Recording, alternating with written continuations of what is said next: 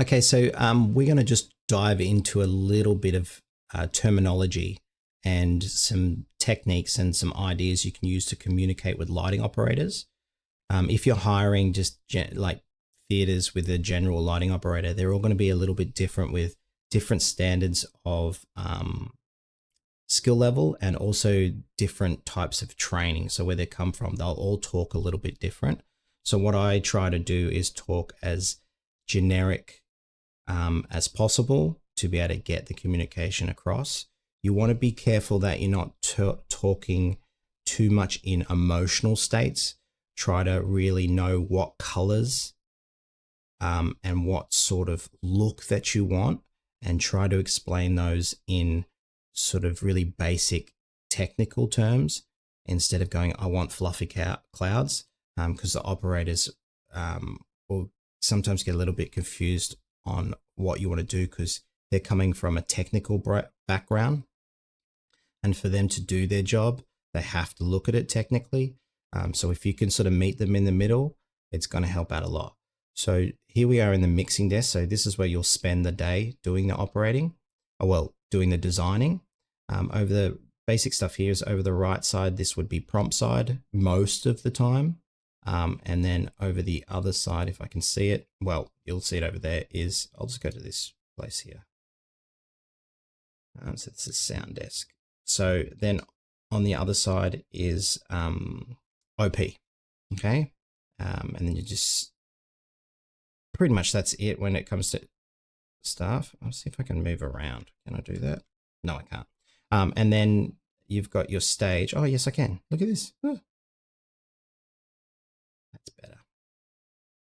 So from here, when you're looking at the stage, is you've got downstage, mid stage, and backstage. Excuse me. And as I said before, you've got prompt side and OP. So there's pretty much like how you sort of describe where you want certain things.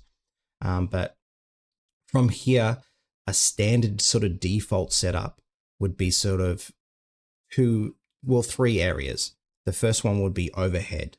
Okay, so you've got your overhead lights, then you've got your side lights, and then you've got your back lights. Okay, so the overhead lights normally are set up with bars. So there'll be the first bar, which is all the way down stage. So along here, the first bar, let's jump on stage and I'll give you an explanation. So you'll have a bar that goes across there with all the lights, and then another bar, and they'll just go back like that. And depending on the theater size and how deep the stage is how many bars you'll have. So those bars, normally they're called LX1 would be the first bar, and it would go back from there. So it'd be LX1, LX2, LX3, so on, so on.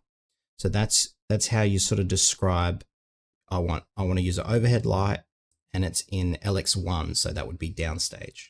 And that helps a little bit because you don't want to use downstage for overhead, because sometimes when you're using an overhead, you want to point it upstage.